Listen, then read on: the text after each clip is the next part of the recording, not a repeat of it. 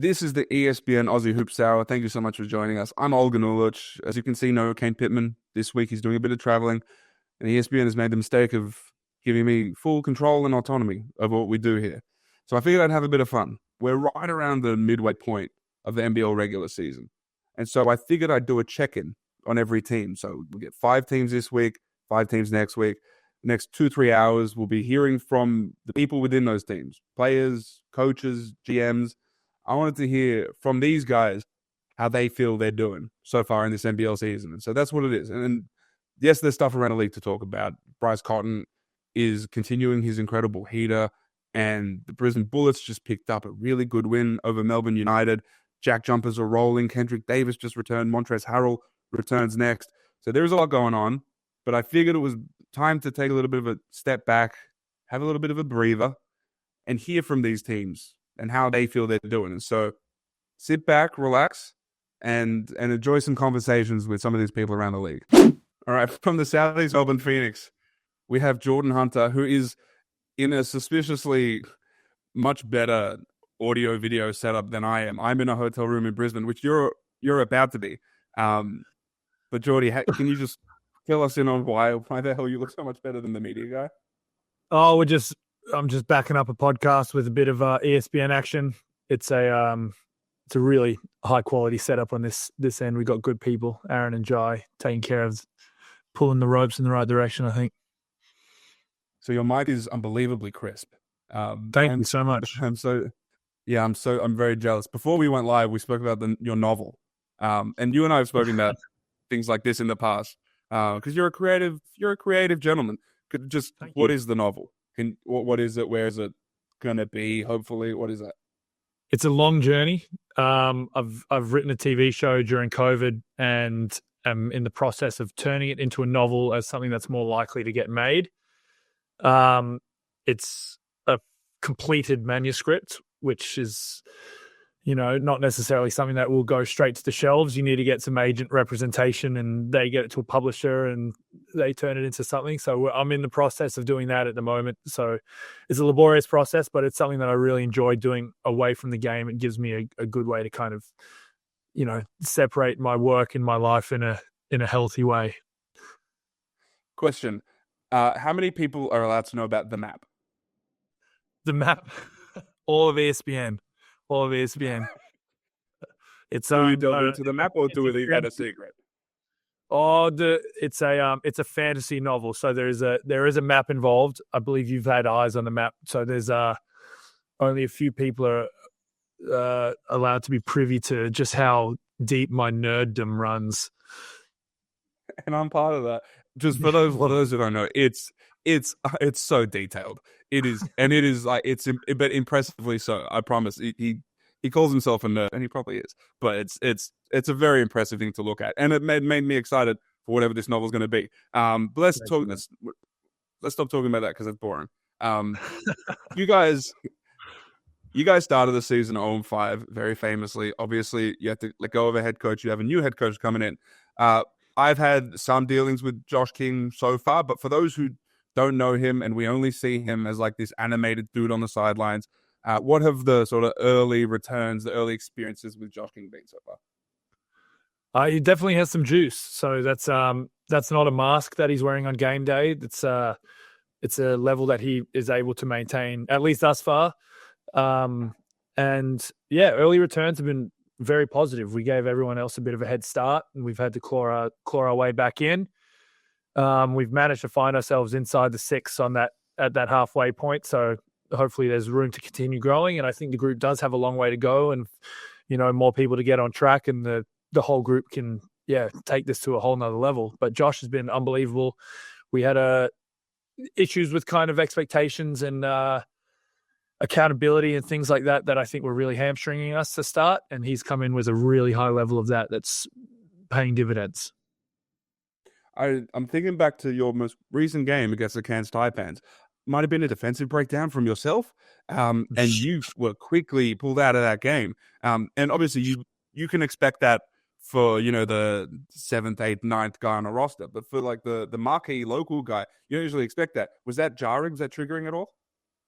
No, and I think there was probably a handful of mistakes as well that led to that. So he's not, going to pull guys out off stage with a crook, but it's a level of accountability that we are getting used to, and we've all played basketball for a long time. It's not too jarring. You get used to that sort of stuff, but he's has expectations, and I know if I'm not meeting that, and there's rope still, he's going to give me a crack to go out there and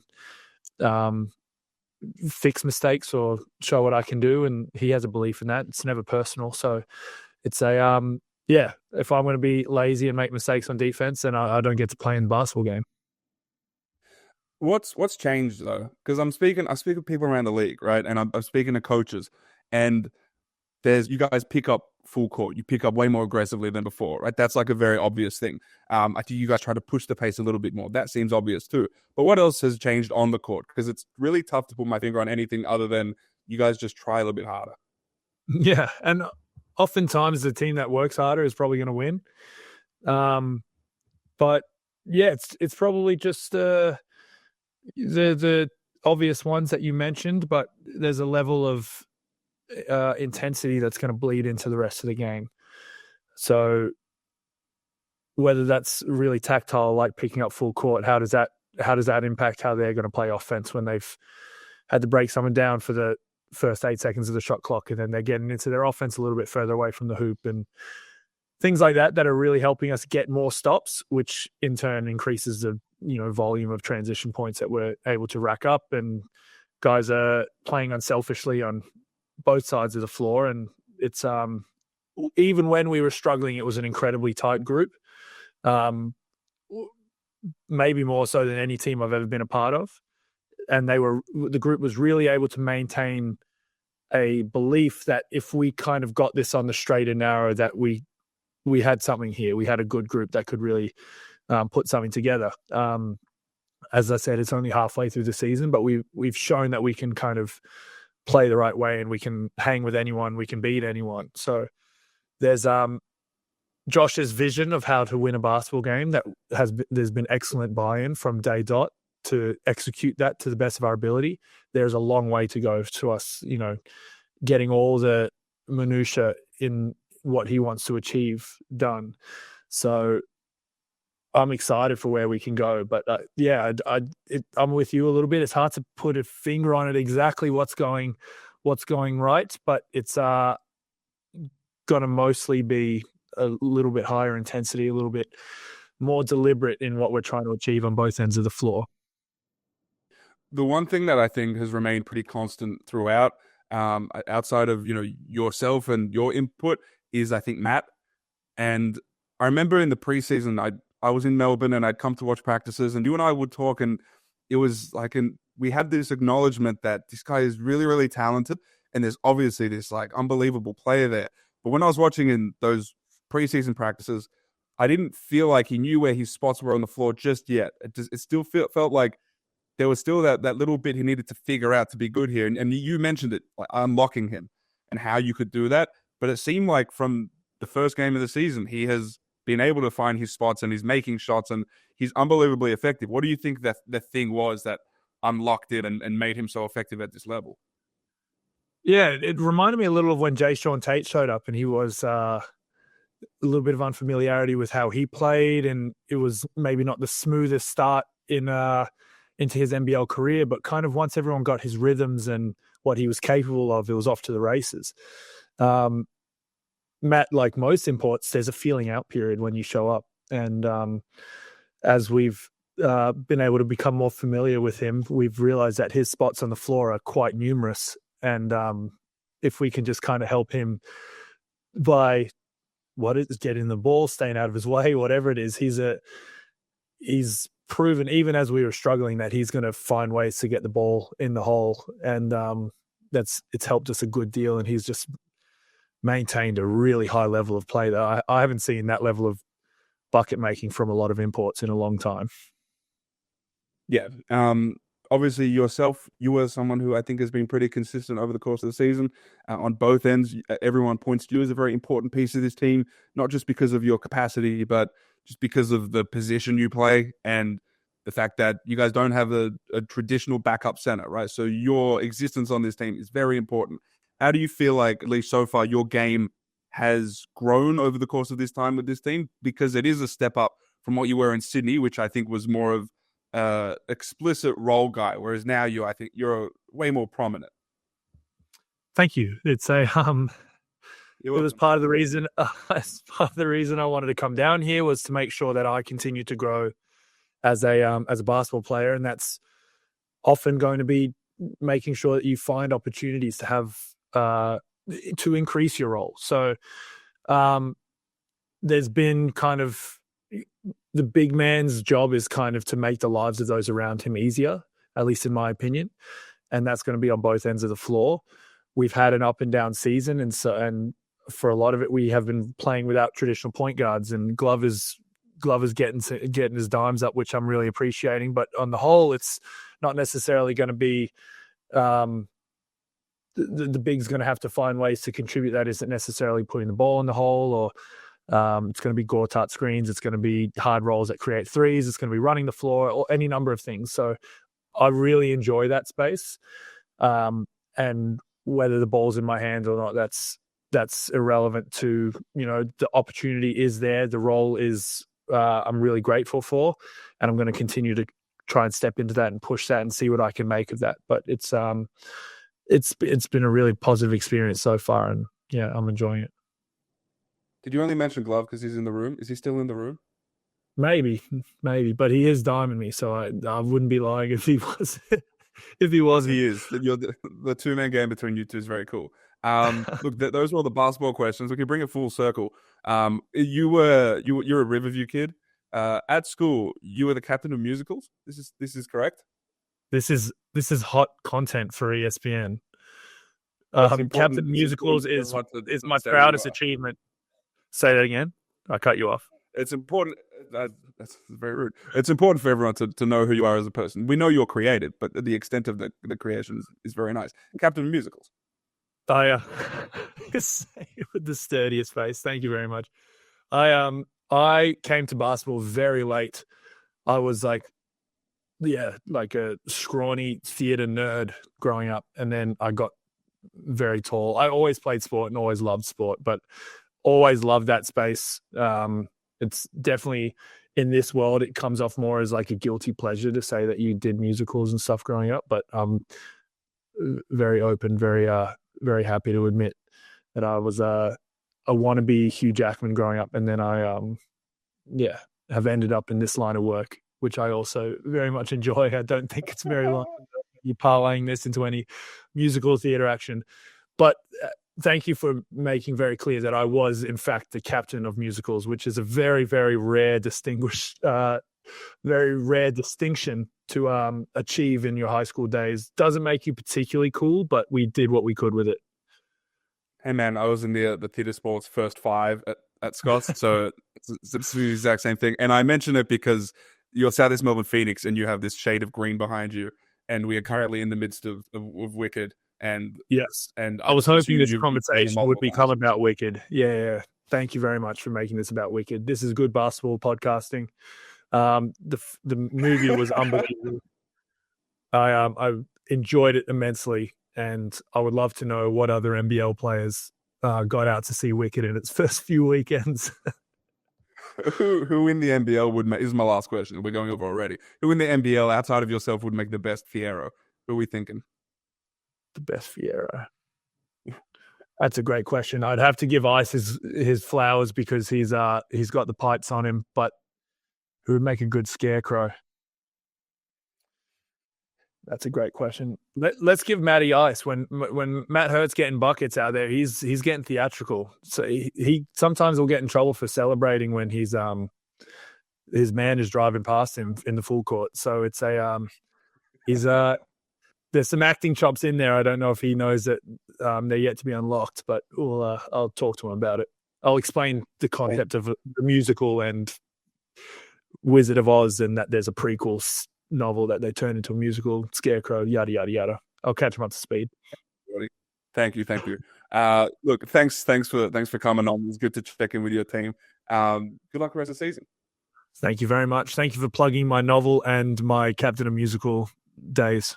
From the Adelaide 36ers, we have Dejan Vasiljevic. DJ, firstly, how are you tracking with that hammy complaint? You got a scoop for us or not?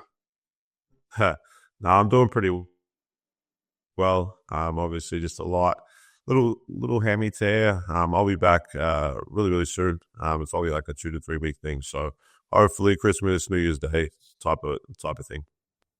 Before we continue, I have to point out that we are recording this I'm in Brisbane at 6:45 a.m. You have a workout, and you suggested we do this extremely early. So obviously, on one hand, I hate you for that, but on the other hand, I appreciate you getting up so early to do this.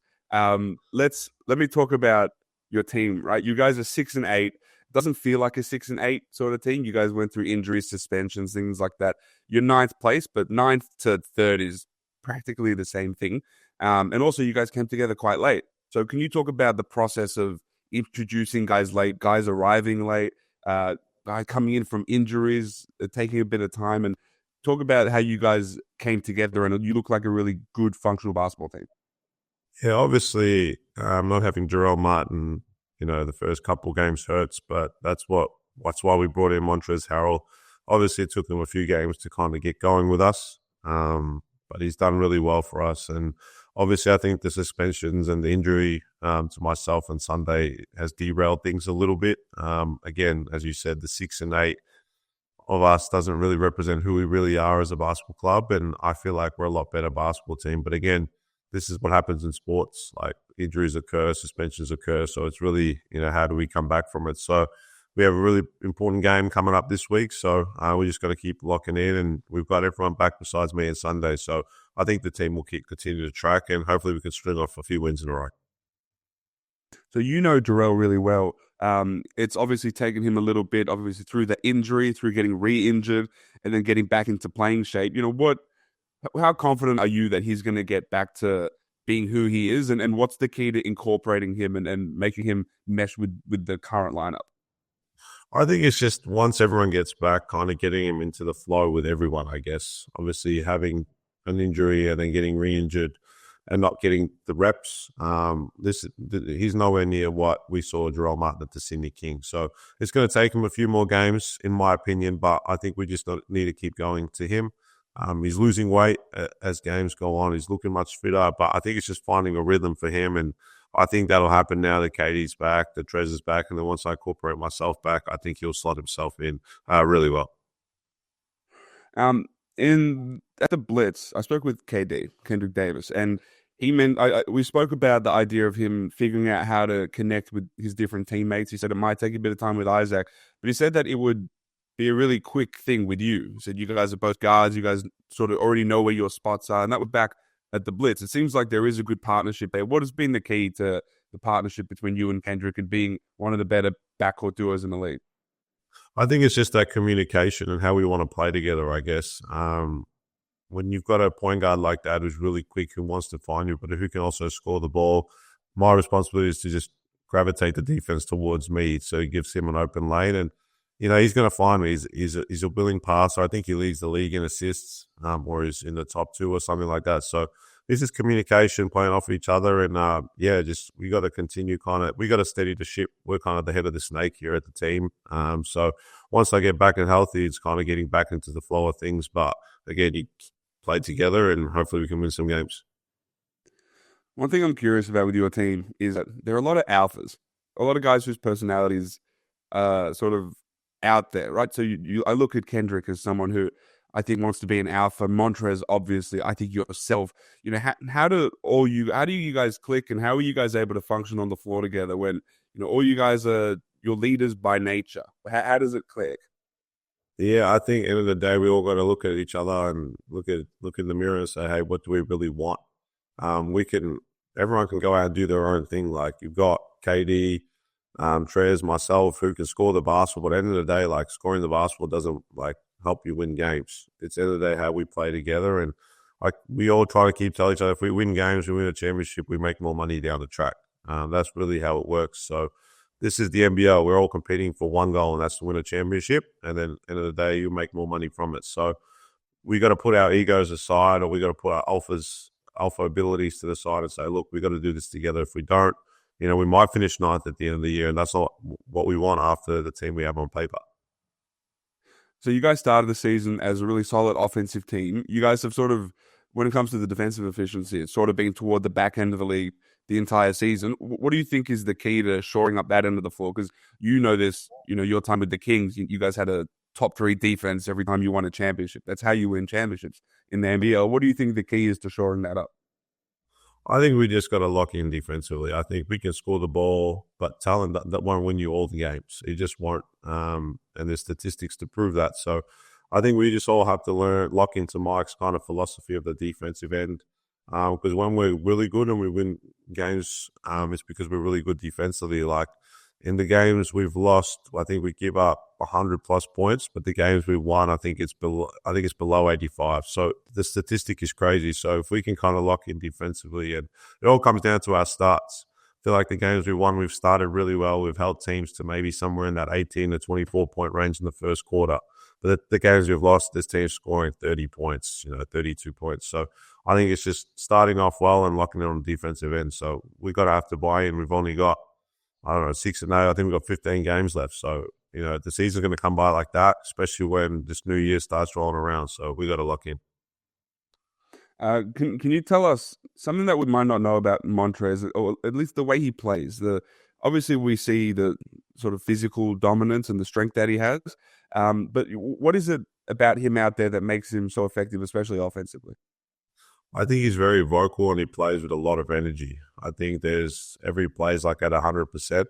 And sometimes that can be a good thing, and sometimes that can be a bad thing. But he'll never leave us out there stranded by himself.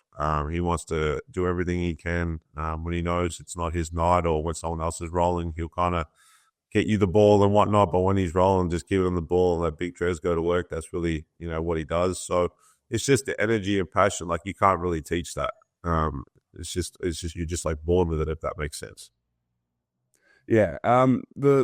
The last thing I want to ask you is, I remember asking you at the Blitz about you stepping up as more of a leader for this team, because you were someone who had been there last year. You got a lot of new faces in, especially a new head coach too. So a lot of the guys would have had to have lent on yourself and Jason Kadee and even Isaac, as these guys who have been there before, who have done it and who need a lead. How have you enjoyed being a leader over the course of this season so far? And how do you think you're going to continue to grow in that space? Yeah, obviously it's a new challenge. I wanted it ever since I stepped foot in Adelaide. I think you always want to change that narrative of not making the playoffs, and obviously the 36ers not being a good basketball organization. So I think we've somewhat done that. Even though we are ninth, I think we're a much better basketball team, as I mentioned. But it's just learning. I guess everyone's got different personalities, so it's how you communicate with others. The coaching staff is pretty much new, so it's like working with them to kind of make this thing, trend in the right direction. But I think now being injured, taking a bigger step on communicating to the younger guys and the bench of, what you really need to do while, some of these players are out, like myself Sunday when Katie and Trez were suspended. Like you just got to tell them, look, you train so hard during the year, like don't take things lightly, because your time will come. And obviously things have happened. So like a Keanu Rasmussen, he's come in and done really well. Nick Marshall's taken a step forward. I think we need Jarrell Martin now to step in and do a lot more. So it's just communicating, being active on the bench, and just using my voice. And then obviously I do a lot of stuff off the court with the corporates and whatnot. And they're seeing a big difference in how we're playing as a basketball club. And there's a lot of good positivity moving forward. So I'm happy to be leading it. And again, if things go south, I'm happy to take the blame as well. So there's a lot of responsibility, but I enjoy it. And hopefully we can continue to track the way we are and, make that playoff push. Awesome. Well, DJ, thank you for coming on. Get healthy and good luck for the rest of the season. No, I appreciate it. Thank you, brother. All right. From the Sydney Kings, we have CEO Chris Pongrass. Chris, how's it going? I'm in Brisbane right now, checking things out. Obviously, I'm back in Sydney, so I see you too much these days. How is everything? Everything's good. Had a good win on the weekend. Weather's getting nice. Got a string of home games coming up. Life's good. Weather's great. I've noticed being back in Sydney, if there is good weather, there is always a beach to go to within like 5-10 minutes, whereas I never got that in Melbourne. We try to pitch that as part of our recruiting pitch to pull them away from United and Phoenix, but it works sometimes, doesn't others. Let's talk about your team. You guys sitting pretty nicely in that sort of the top echelon of the six of the, the 3, 4, 5, 6 group. Knocking on the door of that 1 and 2 spot. Obviously, number 1 defense in the league. The offense, I think, has been a little bit choppy. When you built this team, when you put it together with Gorge and with Luke Longley and Bogut and the ownership, how close to what you wanted it to be? How close to what you envisioned is what you're seeing right now? It's a good question. It's a brand new group. It's a brand new coach. It's a brand new coaching staff. A lot of new faces, while some are returning, and Zave and Jalen. We've got a lot of new guys coming in, and I think it disrupted off season as well. Coach at the Olympics. A lot of new college players that are moving their life back from the US and back from Melbourne. All of those things. I think the positive signs for us is, as you said, we're 9-7 right now. We're sitting in 3rd place, knocking on the door. And I think we've got a lot of upside. I think our ceiling is much higher. Would I want to see be further ahead? Of course. I mean, everyone wants to win more games. It's a winnings game right now. So for us, I'm actually happy with where we're standing. It might not be a popular view, but I think we've gone through some adversity and taken a lot out of it. And I think we've got a lot of positive couple months ahead of us, being at home for a good stretch of that. And I think we're going to start to see, as we've seen the last couple of weeks, is players starting to gel more together. So that's the positive way to look at this is you guys are 9-7, had a bulk of your games on the road, and you have a pretty palatable home stretch coming up. The schedule is something that's very interesting. It's something Gorge has brought up a lot. If I'm at a practice and I am standing next to you at a practice, Gorge will inevitably come up to us and start yelling at you about the schedule that you put together because he thinks that you are in charge of putting schedules together. What do you make of the schedule that you guys have? It's almost necessary because of arena availability and things like that. But what do you make of the schedule, and how do you work around the fact that you're inevitably going to play these Friday, Sunday road doubles? Look, it's Gorge is funny because this is a challenging year for him to come in his first year back, and then you're kind of handed this schedule. And we've played 11 of our 16 games so far on the road. We've got a home game this weekend, back to New Zealand the weekend after. So, we'll have played 12 of our first, 18 on the road by that stretch. And that's when we really come into our string of home games. Look, we know that our post-Christmas period is when that's the best in terms of revenue and attendance in our building. Like, that school holiday period is always going to be primed for us. We usually like to have, 7 or 8 games post that Christmas Day period. So we know that there's going to be, 7 or 8 of those home games prior to Christmas. What we've seen this year is, we played, I think, the second most games in the league, but obviously definitely the most on the road. And I think the timings of when some of those road games happened, our first 4 road games this year were front end of doubleheaders. So we play Friday night on the road, Sunday at home, and I know that that's challenging. Gorge's first game back in Kudos was after a trip to Perth on Friday night, and it was a 2:30 game. So really they get in at 8 p.m. at night, and they've got, 16, 18 hours to be able to turn it around and be able to play. So, I think that it's just when all the road games happen, and everyone goes through this stretch. Don't get me wrong. I think the focus will shift to Melbourne when they go on, and John Cain is largely shut down from boxing, from Christmas onwards. And, they've played, I think, 11 or 12 of their home games. So it's the kind of flip to what we've done. We've had a heavy road schedule to start. They're going to have a heavy road schedule to finish. And I don't think there's an easy way to craft it. Next year is probably going to be easy for us. We only have 1 trip to Perth, 1 trip to New Zealand. I think just the way the schedule's kind of shaken out, we just got a bulk of our really tough double weekends to start the year. I think we had played 5 or 6 road doubles when Brisbane were playing there first. So, again, it's a tough job. It's arena availability. It's what we want as a club in terms of our home games. It's just the timing of it didn't work this year. Let's talk about Jalen Adams for a bit. I wonder if, I don't know if I'm revealing too much here about how the sort of sausage is made when it comes to the way I report things. I think it was 2 seasons ago when Jalen Adams was going to return to the Sydney Kings. I found out about this, and You did. I was in Vegas at Summer League. I don't know where you were. I think you were in Vegas, but somewhere else you weren't at the Cox Pavilion where I was. And I told you that, hey, I had this information. I'd like to run it. And the inevitable, how did you find out, et cetera, et cetera. But you try to urge me not to. You try to urge me to sort of hold it, let us announce it, because Jalen Adams was someone who Paul Smith really, really enjoyed being around, enjoyed his company, enjoyed having him on the team. And I don't think people on the outside looking in understand what Jalen Adams means to the Sydney Kings, to the ownership, and to the whole sort of Kings community. Can you put into, because we see him and he's a really talented player. We don't see much else. Can you put into words what JA actually means to you guys and why there is such an affinity for someone like him outside of the obvious talent? I mean, where to start? He is a character. I mean, there's a risk in every time that you bring in imports into this league. You don't know what you're getting, right? You might be getting a super talented player, but an introvert or someone who doesn't affiliate with the Australian culture. We've had a lot of success and luck, I would say, sometimes as well.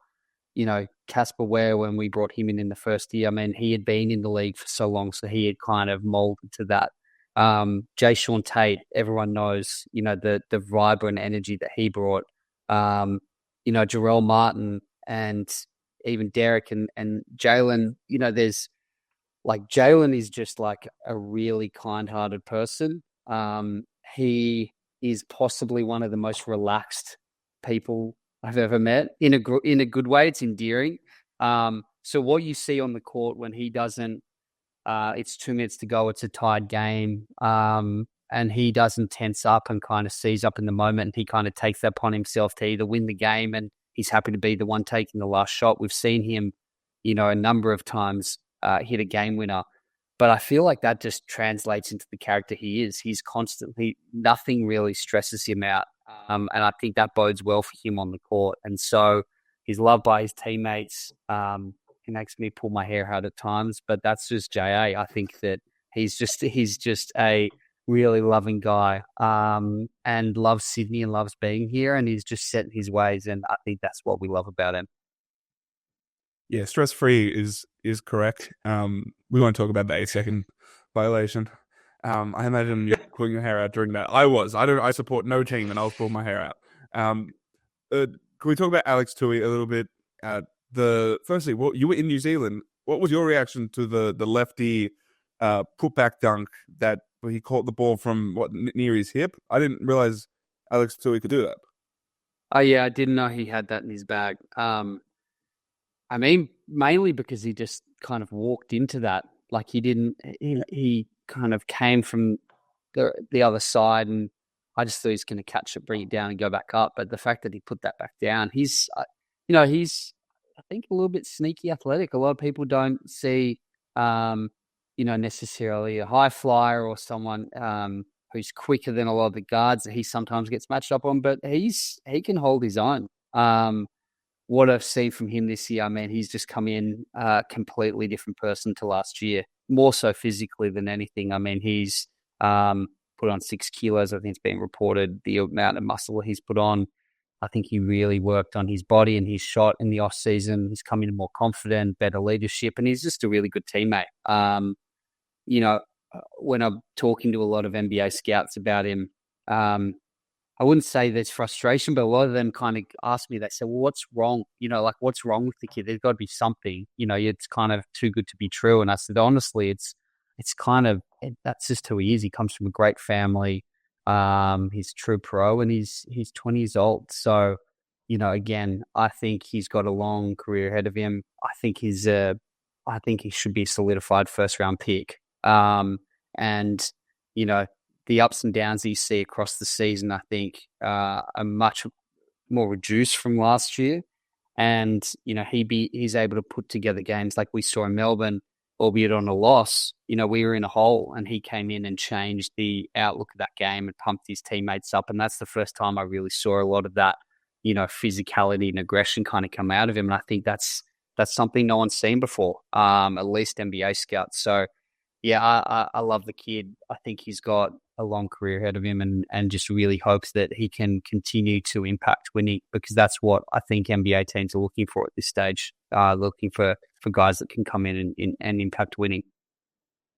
Yeah, I get the same thing from NBA people who are sort of suspicious when it comes to the intel. Everyone, they're always searching for bad intel, and the intel is just largely good. And I don't know how to describe it outside of he's a bit quirky sometimes, and that's the end of the list, I guess. You guys are in an interesting spot because Jalen Galloway suffered a shoulder injury that has him out for probably the rest of the season. So you have the ability to bring in an injury replacement of some sort, and you also have theoretically an import spot that you could use. Yeah. Obviously, you'd have to marquee somebody, but how much consideration is being put into that versus looking at the fact that you're 9-7 and have a good amount of home games coming up? You think, are we maybe in a good place, or do you put serious consideration into maybe using an injury replacement on maybe a third import? It's, again, another good question because, yes, there is a lot of consideration given to that. That was always the reasoning behind and the flexibility that we had.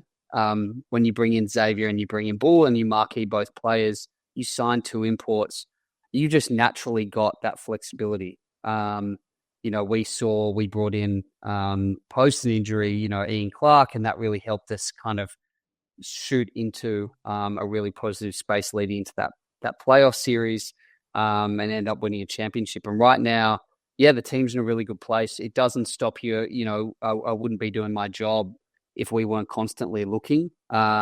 Just out of interest, I think you always need to have an emergency list, or you need to have, be across the market in general, because things can change. You could get another injury, a long-term injury, or whatever it might be, the circumstances that lead you to need to bring in someone else. So having that list is important. So I think, yeah, we're just constantly crafting a list and intel and gathering. And if we decide that we need to make that move, we have the flexibility and support of our ownership group to be able to do so. But right now, I think it would be, if we did decide to make a move, it's bringing in the right person. And JG was a critical piece to this team and what we were building, and it's devastating to see him go. But for right now, you just elevate Jason Spurgeon into that injury replacement list. And if we get through to January and that's our team's humming, then we stay put. But if we come across a piece that we think is going to really help swing the needle, move the needle, then, we move on it. So right now it's just staying active. And if the right thing comes along, then yeah, we'll definitely consider it. Last one for you. I'm here in Brisbane to check out some practices and to a game. I was just in their facility. It's a new facility. They have their office staff on the top level. They just had the court finished off so that the players are training on there. They've got a weight room, which I think is really high level if you go in there, but it's their facility. It's Bullets branded. They own it. They operate out of there full time now. You guys have a facility that is incoming, and we've seen some mocks of what it might look like, and we know it's going to be out in Auburn. I don't know where you are in the process of that facility, but the way you guys operate now, where sometimes you're at Hoops Capital, sometimes you're at the Key Center.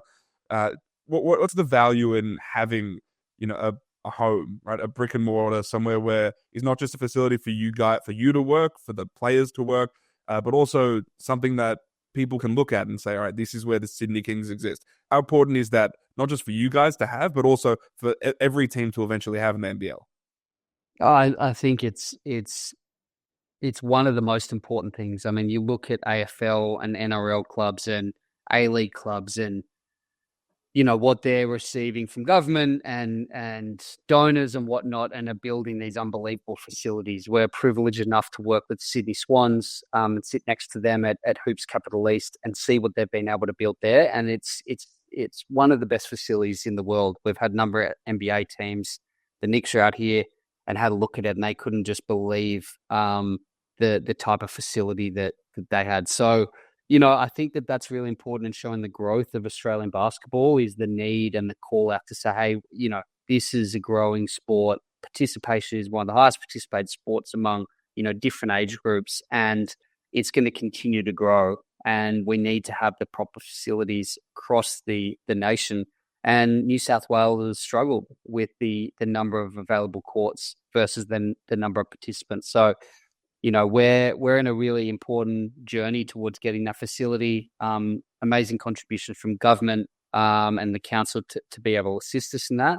I'm hopeful in the next year and a half that facility is coming on board. But we're in the planning stages of that right now. And again, it's really important for our staff to be able to have the connection between the business and the basketball. I think that's been one of the biggest disconnects for NBL teams is commercial staff are kind of displaced away from the team. So you see them on game day or you see them when you're at appearances or whatnot. But I think the ease of engagement between the whole staff and the players, that's why people work in sport. I think that's really important. So, weight room, team room, ice tubs, a kitchen, the office upstairs, all of those things are going to really help us. And I think from a recruiting standpoint as well, when you're being able to show imports that are coming in visibly where they're walking into or players coming out of college, that's a big sell because a lot of these players returning are playing in, college facilities that outweigh most NBA teams right now. So I think that's going to be really important for us and something that I know we've been working on for a number of years. So once we get that done, mate, it's, I can't wait. I can't wait either. I've been to Hoop City. I've been to this Bullets one. I feel like it's going to become almost something that it's compulsory for every NBL team to have if they want to be treated seriously when it comes in the recruiting market and things like that. That's all I got for you. I'm going to see you. When I'm going to see you next? Sunday. You guys play the Bullets at home. It's going to be a tough one. They had some 2 big wins over the weekend, and they're coming firing right now. So. A high of what they finished with 121 points in that Melbourne game. We're going to make sure our defense is going to be on point for them coming in. I said to you the other day, I don't recall a team having, 5 players score over 25 points in a single game. 4 players over 4 over 25, and then Nordo had 11, but just basically 90% usage for Duke, and they were all hot. I've never seen that. Yeah, so 116 points from 5 dudes. It's remarkable. So excited for that game Sunday. Awesome. Chris, thank you. Thanks for having me. All right, from the Illawarra Hawks, I figured we get the guy that's on the tip of everyone's tongue right now, the guy that everyone's talking about out in Wollongong. I've been there a bunch. Mason Peatling. Mason, how is everything? Everything's good at the moment. We're just coming off the win against Perth. So we are glad that we scored more points than them. It was a pretty offensive-heavy game. And at the end of the last quarter, Perth had 20 points in the last. We had a little bit more. So that was probably the difference on the night. Glad we're on the right end of that result, but we're straight into Melbourne this week. Scoring more points than Perth seems to be sort of their MO of we're going to try to score more points than you, and we don't care as much if you score on us. It seems like the Perth way. Defense isn't really the priority for them. Offense is. But let's talk about you, because you are in the starting lineup now. This was a post-FIBA break change that this team went through. Even though it didn't really need to go through one, you guys were tracking pretty well. But you've been inserted into that starting lineup. This isn't new territory for you. This isn't like groundbreaking stuff for Mason Peatling. But what was that like when you were told that you were being put in there, and what was your goal going into this new process? When I was told, I was sort of pulled aside by the coaches and told, and like any player, when you're told that you're going to be given an increased role, increased minutes, you get excited, put a lot of work in behind the scenes with the team, on and off the floor in practice. But to be given an opportunity to just do a little bit more was really exciting. As you say, it's not something I haven't done before. So I'm sort of just relishing that role at the moment. And then I guess the goal is to not do anything too crazy. Just know what I do at this level, and allow our team to play as well as we possibly can. So in the minutes that I'm in, every game is very different from the last. So each time I have an opportunity to play, I try to take that opportunity with both hands, and hopefully leads to us winning a ton of games for the rest of the season. Yeah, it's interesting because you being put in that role, it seemed that the intent is pretty clear, right? You have Trey Kell and Tyler Harvey and Froll and all these guys, and the idea is to connect them. One thing that I didn't envision was obviously you are playing really good basketball right now and you're excelling in that role. I figured that maybe it would take away from one of Darius or Lockie Ulbrich. And it seems like both of them, both coming off the bench, are excelling in it's a pretty similar role technically. But it seems like everyone is excelling. All of you four men are doing really, really well. Why do you think that is? I mean, I completely agree. I think the way Lockie and Darius in particular have both just sort of nailed the last few games. They provide a bunch of scoring punch off the bench for us, and allows us to play up tempo for 40 minutes. So those guys coming in hungry, trying to get rebounds, trying to get stops, but also put points on the board. It's a completely different look than what Sam and I do in the starting lineup. So the fact that we have this depth on our team is a luxury, and to have an ability to use it has been a lot of fun.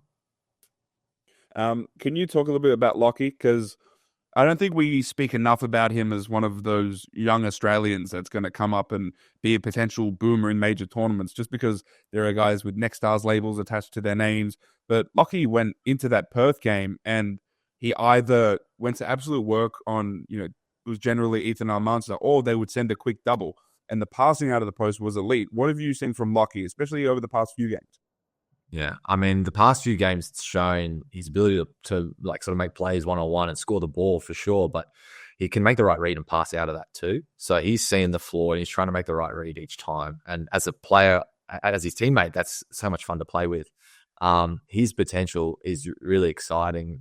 When you spend day in, day out with a guy and you see all the stuff that they do behind the scenes, like, what fans see on the court is just a fragment of what we get to see every day.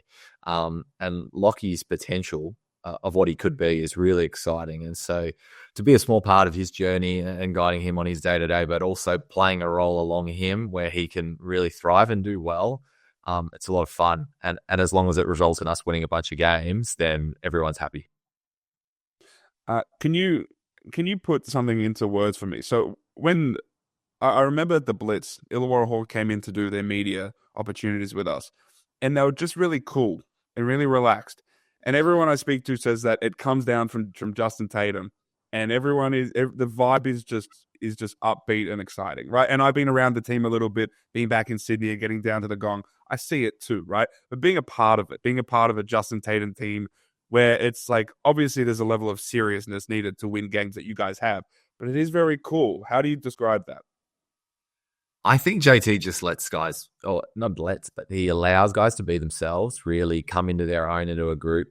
When you're playing for JT, it's like you've got your sixth man standing next to you on the court, telling you what to do. Like, it's almost like he could sub himself on and play. Like, that's the competitive juice, the competitive fire that you have when you play with him.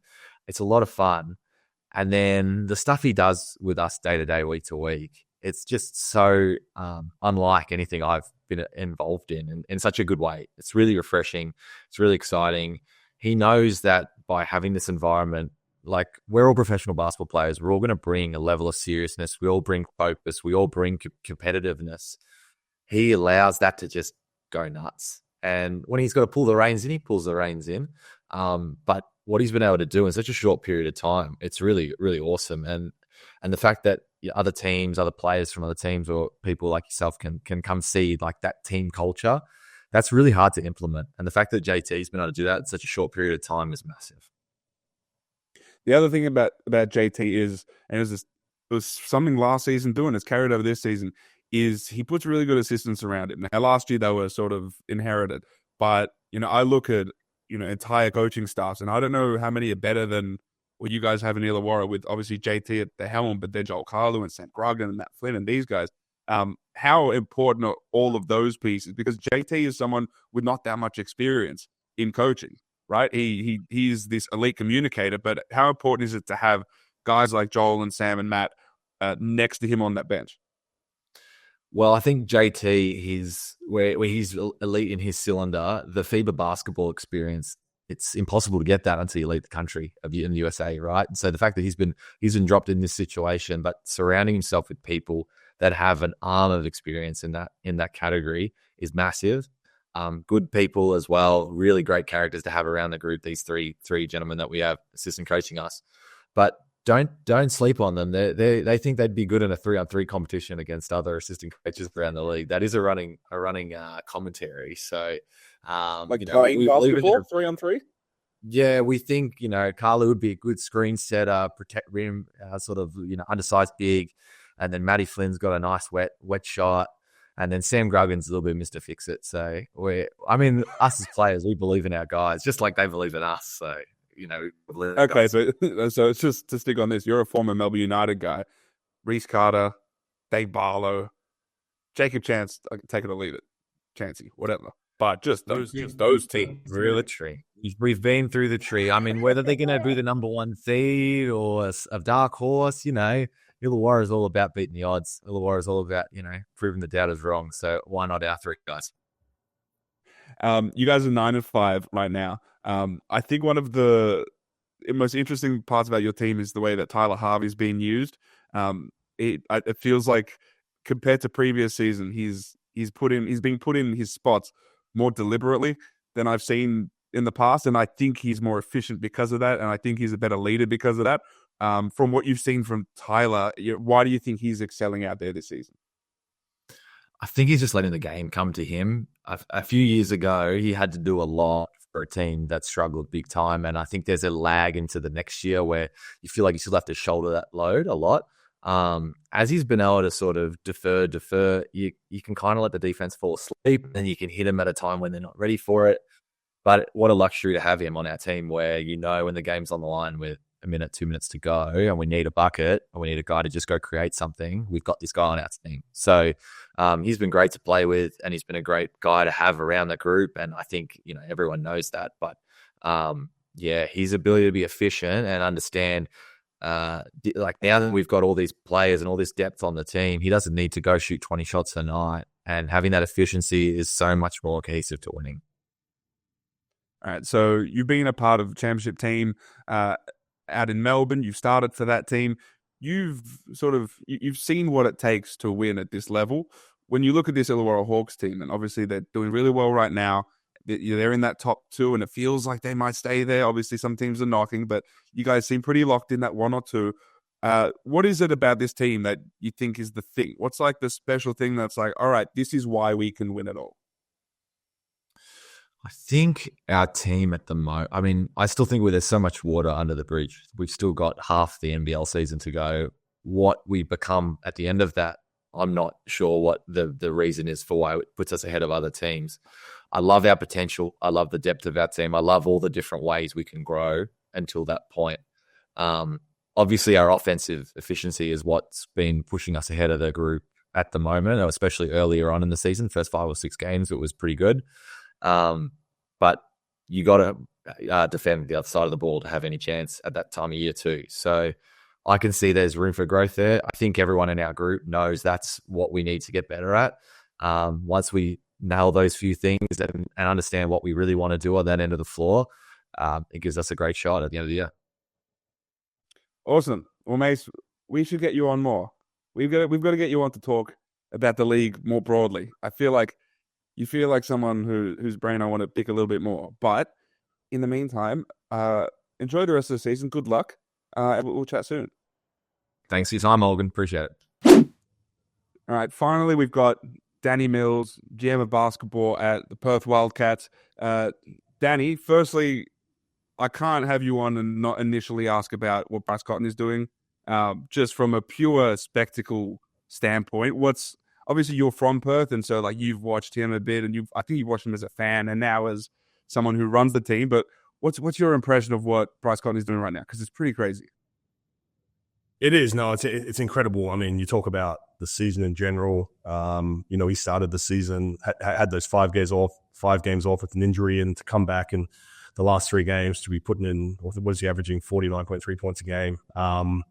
yeah, it's kind of unprecedented, really. And I think the most impressive thing, obviously, is the efficiency he's doing it at. I mean, to have 49 points on 21 field goal attempts, I think it was 59 on 29. I mean, it's incredible to watch. Like, you sit back as, I guess, more as a fan, and you're just kind of really watching it in disbelief at times at some of the shots he's hitting. It's incredible. But, you know, I've been here 4 seasons now, and you're never amazed. Like, you watch practice, it's the same thing. It's just consistency, and that's the elite skill that Bryce has always brought. He's just been so consistent over such a long period of time. And so, yeah, the last 3 games have been incredible. And for us, you know, it's about continuing to build on that and continuing to string wins along together as a team. But individually, Bryce is obviously at an elite level right now. So you guys right now are 9-8. You've navigated through some injuries, obviously, to Bryce and to Dylan Windler and to some other guys. There's still some road issues that I think you've dealt with, and there are some defensive things that I think a lot of people are talking about now. But as a whole, when you look back and see the team and how they're performing, how do you feel they're tracking based on your expectations coming in?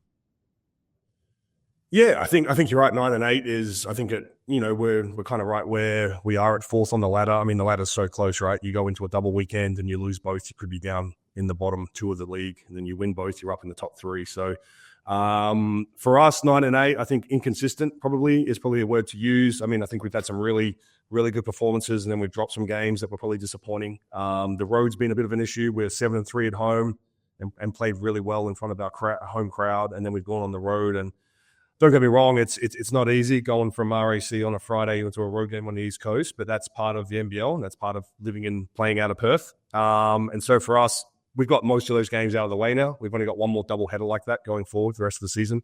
We're in a stretch now, 6 away games, including Adelaide. So we've got 5 to go before we come back into RAC. So, you know, I think obviously offensively, I think the last 6 games when Bryce has returned, we're number 1 offense in the league, but we're 8th in defense. Not where we want to be. That's obviously got to balance itself out. We got to be better defensively. You know, losing, like you said, we've had multiple injuries. Again, not an excuse, but you know, you lose a guy like Christian Doolittle. He's a huge part on both ends of the floor, and you know, he's going to be out for another 2-3 weeks, which we just announced, which is, you know, disappointing for him. But it also provides guys opportunity to step up, and I think we've seen that. I think where we're at as a team, it's the one thing that's come out of it is we've had multiple guys step up when some of our, I guess, starters have been out. You know, Keanu missed the last 3 games. Christian's started 2 games in Brisbane, and the Illawarra game started the first quarter and had to pull out through injury. So we missed him that whole game. Like we talked about, Bryce missed 5. Dylan's missed a few. He's now going on probably the last month. He's been in really good form. So yeah, just trying to get all the pieces back together. But we do feel once we have this full roster on the floor, you know, we feel like we've got as deep a roster as anyone in the league. And so then it's up to the guys to be playing at a high level on both ends. So I want to talk about Dylan for a bit, because he's someone who came in with, I think, high expectations, and I think he's slowly meeting those. When he first signed, I got texts from GMs around the league saying, how the hell did these guys get Dylan Windler? And we know what he is as a player, as the idea of a player as well, but how did you end up getting someone like him? Because that's a high level player. Yeah, we were really fortunate. You know, we played the long game after Summer League. He was a guy that we really liked. We knew he was out of 2A eligibility. So for him, it was either getting a guaranteed contract out of Summer League, he actually played really well there with Atlanta, or it was looking overseas. And when we talked with his agent, Andy Schiffman, it was all about recruiting him to Perth based on, you know, coming down, first experience overseas, you know, coming to a league that, you know, the idea is to get you back to the NBA. But if you're not, you're coming into a league where there's only 30 games. It's in summer. It's a great place. It's English speaking. We feel like we have a really high level medical performance team. So getting him back on track health wise, and then stepping into, you know, RAC Arena and playing in front of, you know, 13,000 fans is a great first step overseas. And yeah, I think for him, it's been an adjustment for like any player. The last 6 years he's been in the NBA. So for him, that first step overseas is always going to be a new experience for him. But we've been thrilled. I mean, Dylan, both on and off the court, has been elite. And I think he's just scratching the surface of what he can be. And so definitely a hugely important part of the roster build going into the season. And no doubt, I think going forward, I think we've got 12 games left. We're going to see the best of Dylan, hopefully trending towards January, February, and March. Another thing you did this offseason, which surprised me and surprised a lot of people, was Todd Withers. I don't know if I've ever seen a nominated replacement player be an import. And obviously you don't hope or even foresee injuries to imports, but so far it's worked out really well because just by happenstance, Bryce's injury, now Christian Doolittle's injury, Dylan Windler has obviously had some injury history. What was it like a gamble in your mind to go get an import of that spot? No, so for us it was Todd won. We've got to know him over the last 3 years. So we were, after his first season at Adelaide, we were running the Otago Nuggets in the New Zealand NBL and sending some of our players and staff over there. And we recruited Todd. So Todd went over there his first year after Adelaide and won a title with the Nuggets. Stayed the next year. So he's played with Michael Harris. He's been familiar with Keegan and Jared and guys on our coaching staff. And then last season, he made the move to WA and played NBL 1 with Warwick. So with Michael Harris again. And when he was practicing with us over the off season, and then when we found out that he wasn't going to sign anywhere in Europe or overseas, and he wanted to stay in Perth because he's re-signed with Warwick for next year, we just sat him down and said, "Hey, there's an opportunity here to be a nominated replacement player. If there's an injury only to one of our 3 Americans, you would be elevated to the main roster." And luckily for us, I mean, he accepted that. He's been fantastic around the group. We brought him on our trip to Japan, to the Gold Coast, and like you said, in a perfect world, I mean, Todd doesn't play a game because that means all your 3 guys are healthy. That's not reality, obviously. And for us, we've had multiple injuries, but he's stepped in and just been so crucial and honestly has been a difference maker in a few of them. The other guy who I think has stepped up a lot this season, especially, is Ben Henschel. Ty Webster has been in and out of the lineup with some injuries, and so Henschel has sort of been almost a consistent starter, and the fit next to Bryce, especially offensively, seems pretty perfect as like this gunner who has no conscience and will shoot it if Bryce kicks it to him after a double comes or things like that. What have you made of the growth of Ben, not just from last season to this season, but over the off season? Like, what did you see that made you think that maybe he could have this sort of season? Yeah, obviously last year as a rookie, it was challenging for him. He had some moments where he was really good, but found himself out of the rotation. And like a lot of young guys do, you have a short leash. And for us, it was like, all right, we're coming into your second year. We want you to go to New Zealand, play with Otago, and you're going to have the ball in your hands. We need you to improve defensively, but offensively, we want you to be who you are, and that's a scorer. And I think the confidence he got from that role in New Zealand and has brought it back here. And the one thing about him is he's so competitive and he's not afraid of anyone. We saw that firsthand when his first year, his rookie year, when we went to Vegas and played the Ignite. He did not look out of place on that court. That's the first time he's experienced NBA athleticism, size, length, and he fit right in. And I think that's when scouts first really took him seriously as like, this guy's a legitimate draftable guy going forward. And no doubt he's got a lot of attention on him right now, but he's also earned it. So he's come through last year, earned his stripes, and now he's starting for the Perth Wildcats at 19 years old. And no doubt it's going to feature prominently, in draft workouts. And, the hope for us is he's in the NBA, but if he's not, we want him with Perth.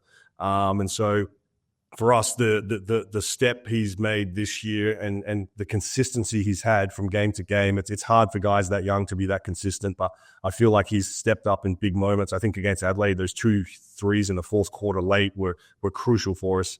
And again, I think the basketball world's just starting to see who Ben Henschel is and the future he has ahead of him. I agree. The last thing I want to touch on is sort of the elephant in the room when it comes to Perth right now, which is Bryce. He's off contract at the end of this season. There's been a lot of talk around it. I know that there have been meetings that took place, I think, at the end of September. You guys have obviously tabled an offer. You have obviously a strong desire to keep him, but he's sort of keeping his cards close to his chest for the time being until the season ends. That's what the feel is. Where do you feel like those talks are right now? Obviously, they're ongoing, but what are the confidence levels and where are those talks? Yeah, look, as a club, like we're not going to get into our discussions privately with Bryce and his agent, but I think it's obvious where he's at in his career, the desire for him to retire as a Wildcat, and for us that's obviously first and foremost. But Bryce is at a point in the season where he wants to focus on winning a championship, and that's what we were about as well. So.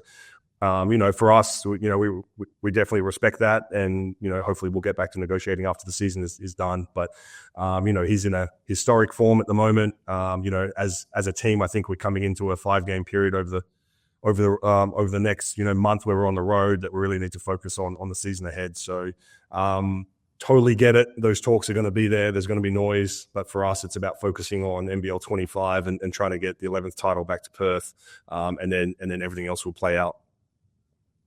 Well, look, for your sake, I hope Bryce continues to play like he is. But otherwise, good luck the rest of the season. Thanks for coming on, and we'll chat soon. Appreciate it. Thanks, Olgun. All right, that is part one of our mid-season check-in done and dusted. Obviously, stay tuned next week for part two. We'll have the 5 remaining teams. If you like what you heard and you're watching on YouTube, leave a comment down below. Give us a thumbs up. If you're listening on a podcast app, rate, review, subscribe, all that jazz. To find all of my content, hit the espn.com.au or the ESPN Australia social channels. Nothing but net Aussie hoops every Thursday. Stay tuned for that. But otherwise, hope you enjoyed this. This has been the ESPN Aussie Hoops Hour. We'll see you next week.